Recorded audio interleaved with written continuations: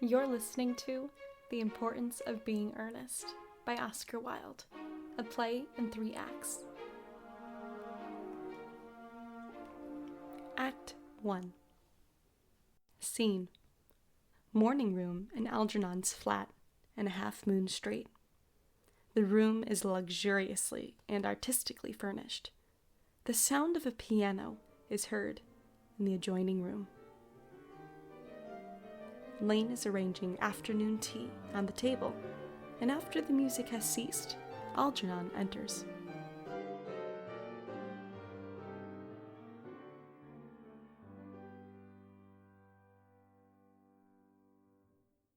Algernon: Did you hear what I was playing, Lane? Lane: I didn't think it polite to listen, sir. Algernon: I'm sorry for that. For your sake. I don't play accurately. Anyone can play accurately. But I play with wonderful expression. As far as the piano is concerned, sentiment is my forte. I keep science for life. Lane: Yes, sir. Algernon: And speaking of the science of life, have you got the cucumber sandwiches cut for Lady Bracknell? Lane: Yes, sir. hands them on a salver. Algernon inspects them, takes 2, and sits down on the sofa.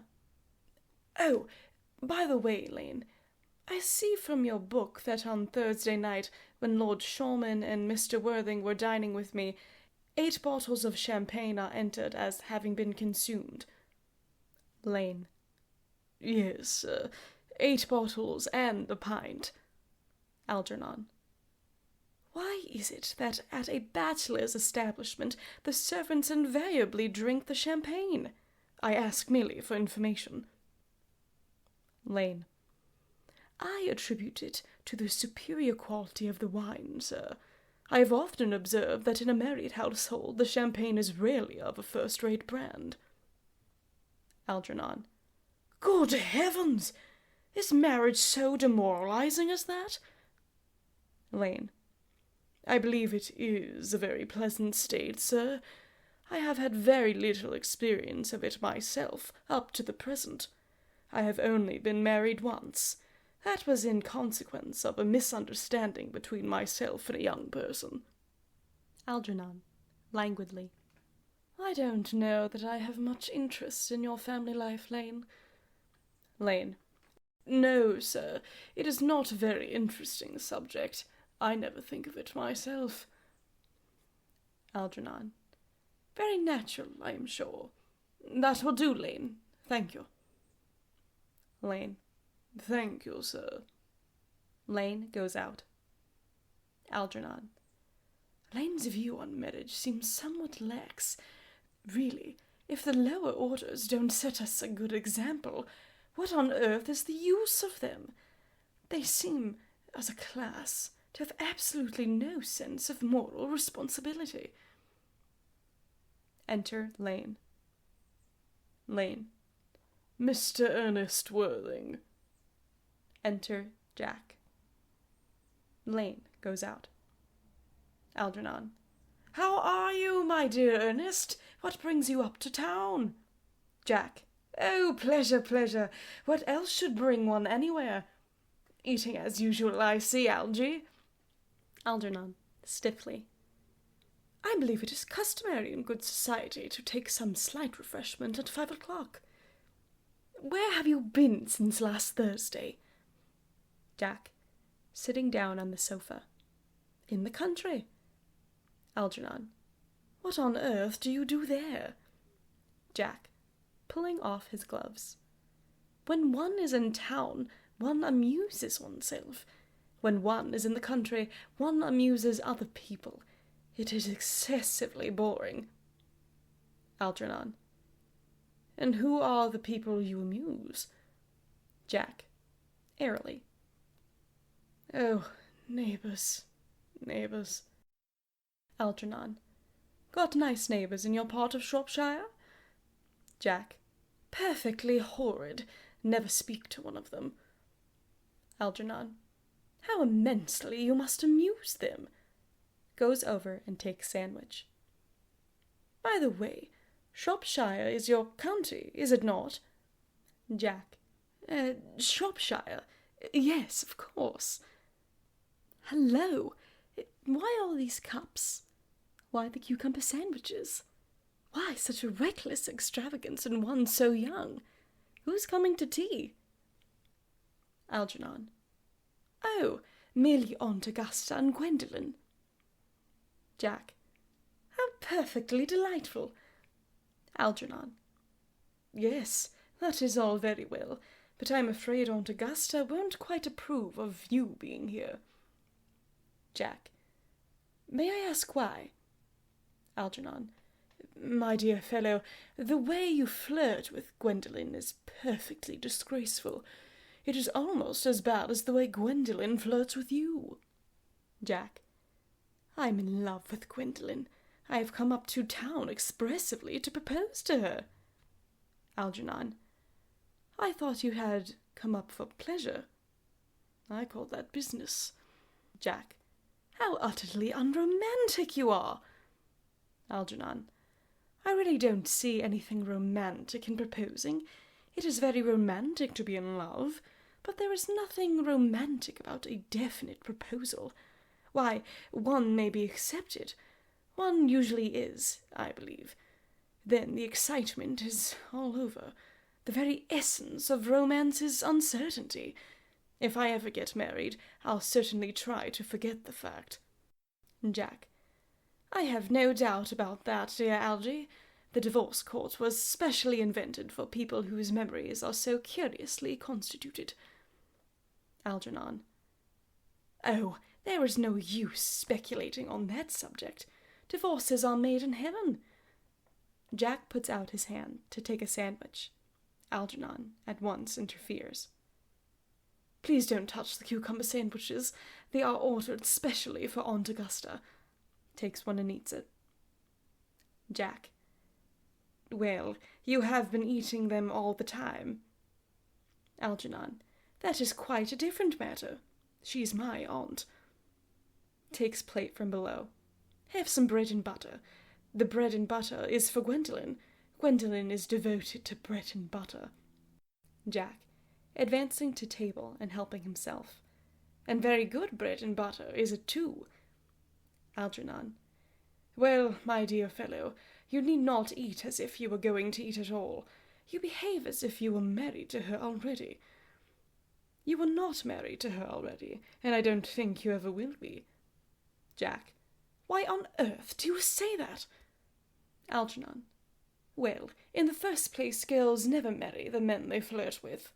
Girls don't think it right. Jack. Oh, that is nonsense. Algernon. It isn't. It is a great truth. It accounts for the extraordinary number of bachelors that one sees all over the place. In the second place, I don't give my consent. Jack. Your consent? Algernon. My dear fellow, Gwendolen is my first cousin, and before I allow you to marry her, you will have to clear up the whole question of Cecily. Rings bell. Jack. Cecily? What on earth do you mean? What do you mean, Algy, by Cecily? I don't know anyone of the name Cecily. Enter Lane. Algernon. Bring me that case Mr. Worthing left in the smoking room the last time he dined here. Lane. Yes, sir. Lane goes out. Jack. Do you mean to say you have had my cigarette case all this time? I wish to goodness you had let me know. I have been writing frantic letters to Scotland Yard about it. I was very nearly offering a large reward. Algernon. Well, I wish you would offer one. I happen to be more than usually hard up. Jack. There is no good offering in a large reward now that the thing is found. Enter Lane with the cigarette case on a salver. Algernon takes it at once. Lane goes out. Algernon. I think that it is rather mean of you, Ernest, I must say. Opens case and examines it. However, It makes no matter, for now that I look at the inscription inside, I find that the thing isn't yours after all. Jack. Of course it's mine. Moving to him. You have seen me with it 100 times, and you have no right whatsoever to read what is written inside. You have seen me with it 100 times, and you have no right whatsoever to read what is written inside. It is a very ungentlemanly thing to read a private cigarette case.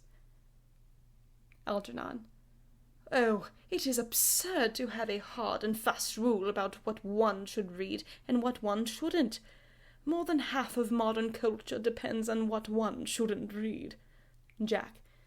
I am quite aware of that fact, and I don't propose to discuss modern culture. It isn't the sort of thing one should talk of in private. I simply want my cigarette case back. Algernon. Yes, but this isn't your cigarette case. The cigarette case is a present from someone of the name Cecily, and you said you didn't know anyone of that name. Jack. Well, if you want to know, Cecily happens to be my aunt. Algernon. Your aunt? Jack. Yes, charming old lady she is too. Lives at Tunbridge Wells. Just give it back to me, Algy. Algernon, retreating to back sofa. But why does she call herself Little Cecily if she is your aunt and lives at Tunbridge Wells? Reading. From Cecily, with her fondest love. Jack, moving to sofa and kneeling upon it. My dear fellow, what on earth is there in that? Some aunts are tall, some aunts are not tall. That is a matter that surely an aunt may be allowed to decide for herself. You seem to think that every aunt should be exactly like your aunt. That is absurd. For heaven's sake, give me back my cigarette case. Follows Algernon round the room. Algernon. Yes, but why does your aunt call you her uncle? From little Cecily, with her fondest love to her dear Uncle Jack. There is no objection, I admit, to an aunt being a small aunt, but why an aunt, no matter what her size may be, should call her own nephew her uncle, I can't quite make out. Besides, your name isn't Jack at all. It's Earnest. Jack. It isn't Earnest. It's Jack. Algernon. You have always told me it was Earnest. I have introduced you to everyone as Earnest. You answer me to the name Earnest. You look as if your name was Earnest. You are the most earnest-looking person I ever saw in my life. It is perfectly absurd your saying that your name isn't Earnest. It's on your cards. Here's one of them. Taking it from case. Mr. Ernest Worthing, B4, the Albany. I'll keep this as proof your name is Ernest if you ever attempt to deny it to me, or to Gwendolen, or to anyone else. Puts the card in his pocket. Jack. Well, my name is Earnest in town, and Jack in the country. And the cigarette case was given to me in the country.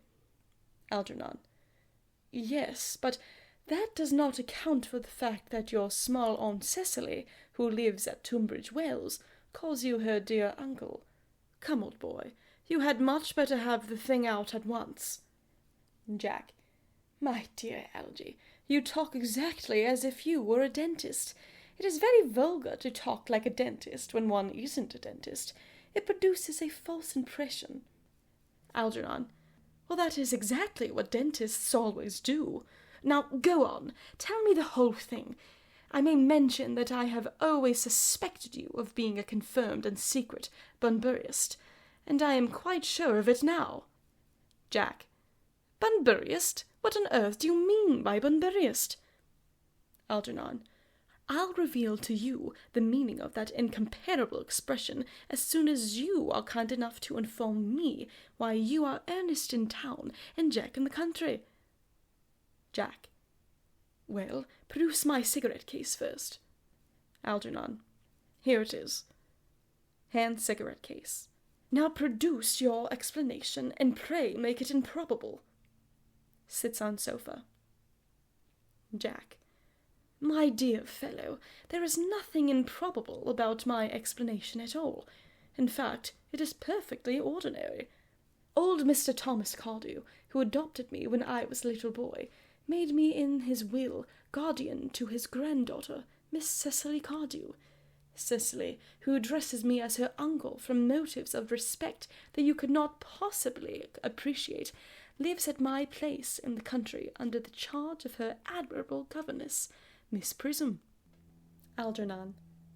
Where is that place in the country, by the way? Jack. That is nothing to you, dear boy. You are not going to be invited. I may tell you candidly that the place is not in Shropshire. Algernon. I suspected that, my dear fellow. I have been buried all over Shropshire on 2 separate occasions. Now go on. Why are you Ernest in town and Jack in the country? Jack. My dear Algy, I don't know whether you will be able to understand my real motives. You are hardly serious enough. When one is placed in the position of guardian, one has to adopt a very high moral tone on all subjects. It is one's duty to do so. And as a high moral tone can hardly be said to conduce very much to either one's health or one's happiness, in order to get up to town, I have always pretended to have a younger brother of the name Earnest, who lives in Albany and gets into the most dreadful scraps. That, my dear Algy, is the whole truth, pure and simple. Algernon. The truth is rarely pure and never simple. Modern life would be very tedious if it were either, and modern literature a complete impossibility. Jack. That wouldn't be at all a bad thing. Algernon. Literary criticism is not your forte, my dear fellow. Don't try it. You should leave that to people who haven't been at university. They do it so well in the daily papers. What you really are is a Bunburyist. I was quite right in saying you are a Bunburyist. You are one of the most advanced Bunburyists I know. Jack. What on earth do you mean? Algernon. You have invented a very useful younger brother called Earnest, in order that you may be able to come up to town as often as you like. I have invented an invaluable permanent invalid called Bunbury, in order that I may be able to go down into the country whenever I choose. Bunbury is perfectly invaluable. If it wasn't for Bunbury's extraordinary bad health, for instance, I wouldn't be able to dine with you at Willis's tonight, for I have been really engaged to Aunt Augusta for more than a week. I haven't asked you to dine with me anywhere tonight. Algernon. I know. You are absurdly careless about sending out invitations. It is very foolish of you. Nothing annoys people so much as not receiving invitations. Jack. You had much better dine with your Aunt Augusta. Algernon. I haven't the smallest intention of doing anything of the kind.